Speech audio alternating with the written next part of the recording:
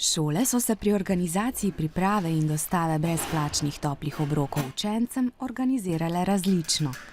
V Kopru na primer obroke delijo na stojnicah pred šolo. V Novi Gorici jih osebje šole in civilne zaščite dostavlja domov. V Mariboru jih pripeljejo na dom učencem s posebnimi potrebami, v Celju po potrebi, v Murski Soboti to naredijo hišniki s šolskimi kombiji, v Novem mestu pa hrano razvažajo prostovoljci.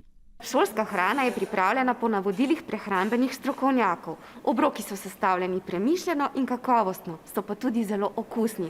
Zato je res škoda, da po naših informacijah velika večina tistih, ki ste upravičeni do brezplačnega toplega obroka, tega ne prevzamete. Imamo veliko učencev vozačev, to se pravi, bi se morali pripeljati po hrano. Druga stvar morda je tudi v tem, da se nekateri ne želijo izpostavljati temu dejstvu, da bodo pač javno pokazali, da imajo subvencionirano prehrano in se pravi posredno tudi nekako nižji cenzus.